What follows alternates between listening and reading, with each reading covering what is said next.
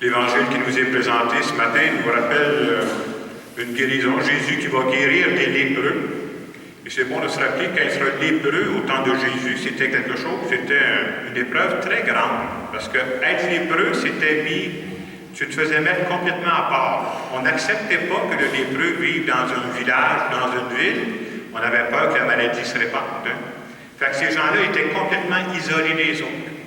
C'était une épreuve terrible. C'est comme on disait, tu vas vivre seul pour le reste de ta vie. Va-t'en quelque part, on ne veut pas te voir. Et l'Évangile de ce matin nous montre que Jésus va guérir des lépreux. Avez-vous retenu le nombre qui a guéri Jésus? Il a guéri combien de lépreux?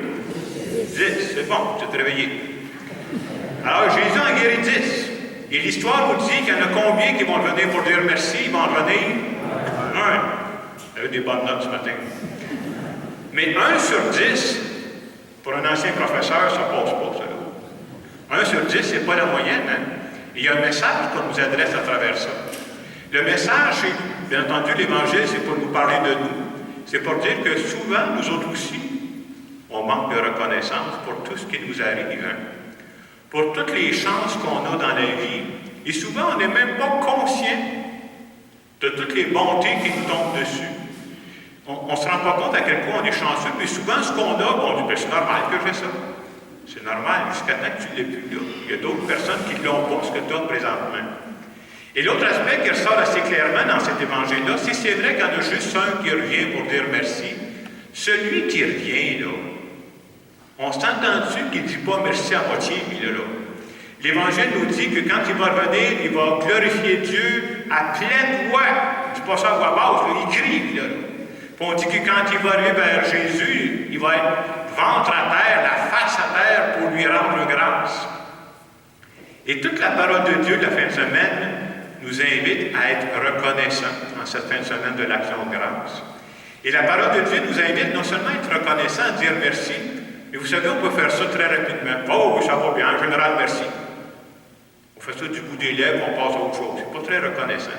Est-ce que je goûte à toutes les beautés multicolores qu'il y a dans ma vie? Ça, c'est d'être reconnaissant. Et les beautés multicolores qu'il y a dans ma vie, bien, ça prend différentes couleurs. Ça peut être la nature.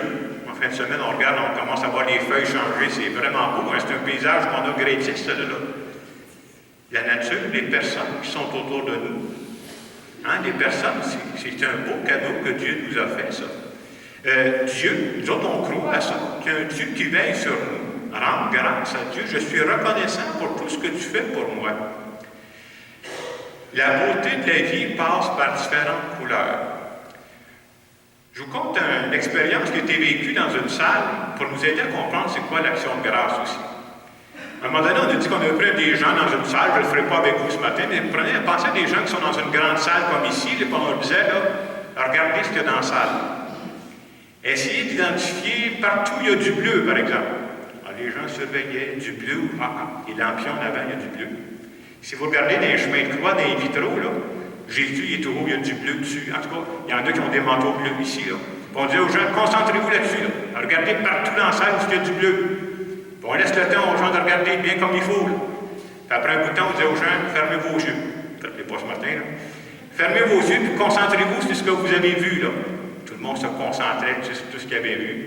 Puis après un bout de temps, quand on a laissé un bon bout de temps pour que les gens puissent se concentrer, la question c'était, nommez-moi un objet dans la salle où vous êtes qui est brun. Personne n'est capable de répondre. Et je trouve que ça ressemble beaucoup à ce qu'on vit nous autres. Pourquoi que je vous dis ça?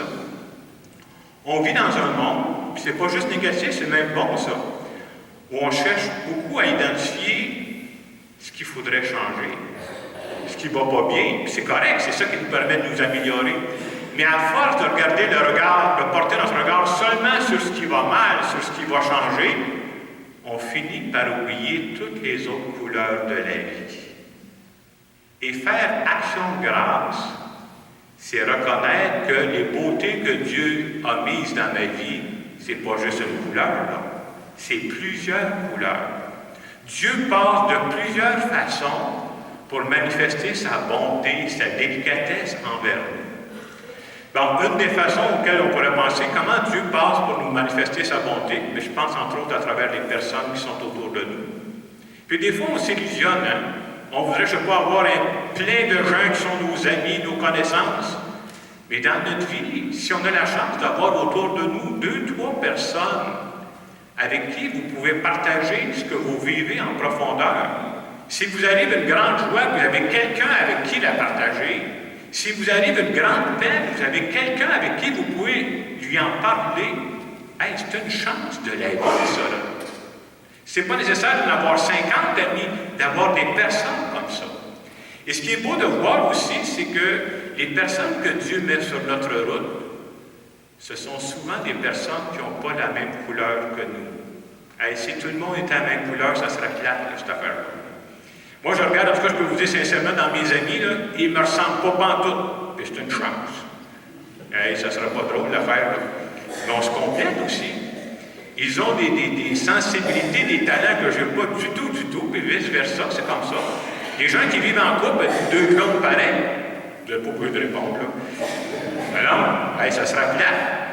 On se complète, hein?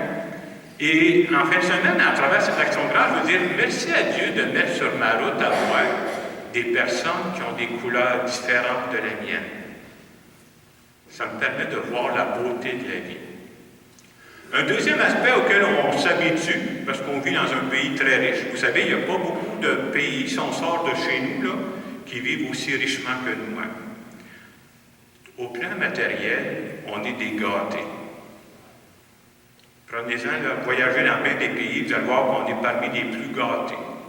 Alors, quand je prépare mon homélie, moi, j'avais commencé à lire là, les lépreux qui ont été guéris. J'ai lu ça lundi passé.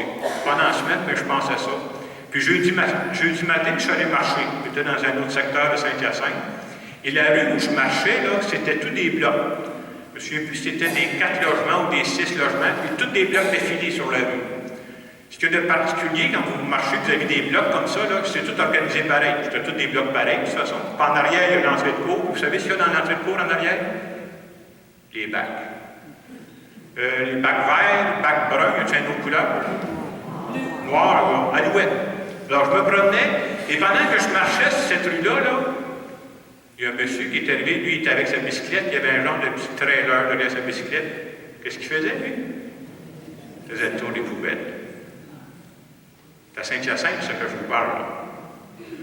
Je peux vous dire sincèrement que moi, je viens d'une famille modeste, là. J'ai jamais vécu dans la richesse. Ça m'est jamais arrivé dans ma vie de faire le tour des poubelles, moi. Jamais. J'ai jamais eu à faire ça. On prend ça pour acquis, hein? On est des gâtés, hein, s'il vous plaît. Puis là, je parle de ça parce que c'est un gars que j'ai vu à Saint-Hyacinthe. Vous avez vu une nouvelle dernièrement à Haïti, qu'est-ce qui est arrivé, là? C'est la première fois qu'Haïti ont des problèmes, eux autres. Aïe, aïe! Je me mettais à leur place, je dirais, coudonc, on pourrait-tu passer notre tour? Et c'est plein de monde sur la planète qui vit des situations beaucoup plus serrées qu'on peut vivre. Moi, je ne me tracasse pas, là. Je vous le dis, je vais dîner ce midi. C'est même déjà dans mon frigidaire, il attend juste que mon petit faux parte, là, pour partir ça tantôt, là. Il y a bien du monde qui, non seulement c'est pas dans le frigidaire, ils n'ont pas de petit faux, puis ils ne savent pas qu'il va y avoir quelque chose tantôt. Merci pour la chance d'avoir le matériel qu'on a. Et quand je pense à ça, c'est pas juste pour dire merci, là. Je pense aux gars, là, il faut les aider, ces gens-là, là. Et Haïti, si vous avez une chance de les aider, je pense qu'il faut partager avec les autres. Quand tu prends conscience à quel point tu es chanceux dans la vie, c'est comme il y a une responsabilité qui vient avec ça. Je n'ai pas le droit de garder tout ça pour moi. Comment je vais partager aux autres, je ne sais pas. Mais il faut que je me trouve une façon. C'est aussi ça d'être reconnaissant. Un autre aspect, une autre couleur de la vie pour laquelle on veut dire merci ce matin, c'est la foi. Et vous savez qu'on est chanceux d'avoir encore la foi au Québec en 2016, là. C'est quelque chose qui commence à se faire plus rare, là. Avoir la foi, c'est de croire qu'il y a un Dieu qui veille sur nous, pas de temps en temps, tout le temps. Il y a un Dieu qui nous aime tel que nous sommes, là. Puis un Dieu qui m'a toujours aimé, un Dieu qui m'aime présentement, puis un Dieu que je crois qu'il va m'aimer dans le futur. Et on pourrait dire, bien, ça change tout pour moi. Est-ce que Dieu aime juste les personnes qui sont croyantes comme nous autres? Ben non. Dieu il aime tout le monde. Alors on pourrait dire, ça change quoi d'être croyant d'abord? Je vais vous dire que ça change pour moi. Ça change tout. Prenez la comparaison. Pensez à un enfant. Un enfant que ses parents aimeraient, mais il ne sait pas, puis il ne sent pas. Pensez-vous que si cet enfant-là ne se sent pas aimé, il ne l'a jamais senti, pensez-vous que ça va changer quelque chose dans sa vie? Mais pour moi, qui est un ancien professeur, là, c'est hors de tout doute. Un enfant qui ne se sent pas aimé, ça va changer sa vie complètement. Et avoir la foi, Dieu nous aime comme il aime les autres personnes. J'ai la chance de le savoir. Moi, là, je crois que Dieu m'aime. Puis je connais ma vie, là. Je connais mes faiblesses. Je crois qu'il m'aime. C'est une belle grâce de savoir ça. Et quand arrivent les moments durs de la vie, on a autant que les autres, c'est comme si j'ai une poignée, moi, là, après laquelle je peux m'accrocher. Et la poignée après laquelle je m'accroche, moi, ce n'est pas un objet, c'est quelqu'un. C'est un Dieu qui m'accompagne. Et ça me permet de ne pas toujours vivre sans peur, parce que je peux dire, mais qu'est-ce qui va m'arriver, moi, dans 5 ans? Qu'est-ce que le médecin va me dire la prochaine fois, là, après ma prise de sang, là? Je ne le sais pas. Mais lui, il va être là, par exemple. Puis j'ai dit, puis j'y parle d'avant, merci d'être là présentement, merci d'avoir été là, puis merci d'être là dans ce qui s'en vient, là. C'est un beau cadeau que d'avoir la foi, de se savoir aimer tel qu'on est. L'amour gratuit de Dieu. J'ai pensé vous partager quelque chose que j'ai vécu dernièrement. Vous savez, incuré, ce que ça fait, de ce temps-là, je fais beaucoup de funérailles, tellement que je ne fournis pas, il faudra avoir 2 samedis par semaine. Et il y a quelques semaines, j'ai fait des funérailles d'une dame. Je ne sais plus quel âge elle avait. Puis, vous savez, quand quelqu'un décède, il y a toujours une personne responsable, c'était sa fille. Donc, j'ai parlé avec sa fille, puis tout ça, puis je l'ai rencontrée pour préparer la célébration. Puis elle me disait, quand j'ai commencé à fouiller dans les affaires de sa mère, elle a trouvé un vieux papier que sa mère avait écrit, là. Un vieux papier qui datait dans le temps où sa mère était jeune maman.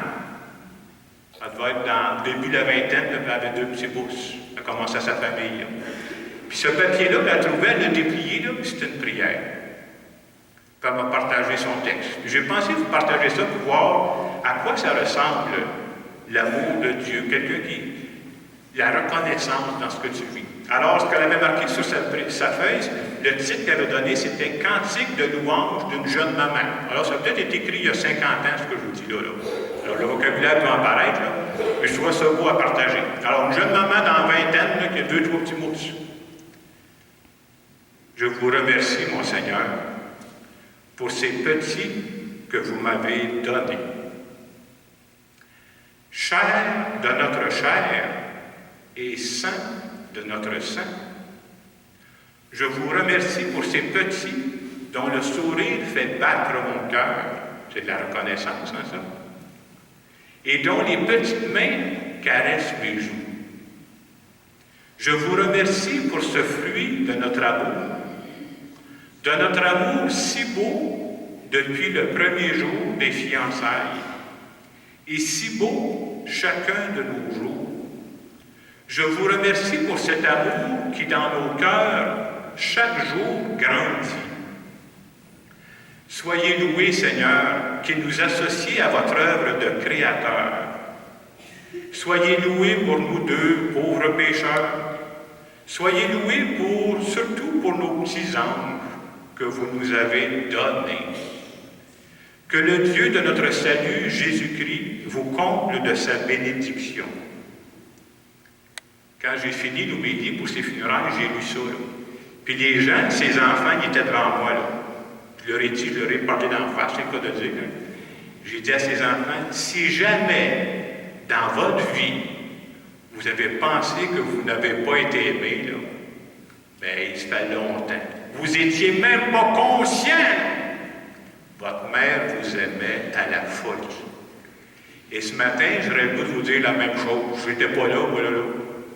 Mais probablement, quand on est venu au monde, là, il y a quelqu'un qui avait le cœur à l'envers juste parce qu'on existait.